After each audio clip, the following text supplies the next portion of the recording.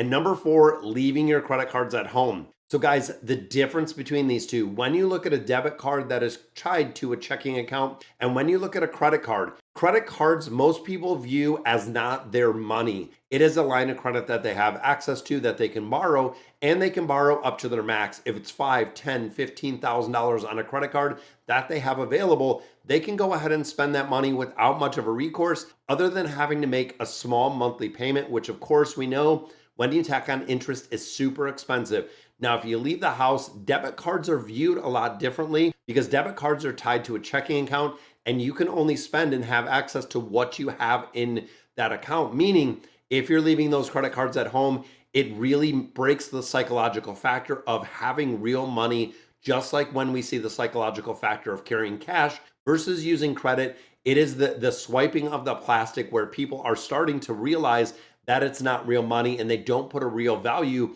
when it comes to the credit cards.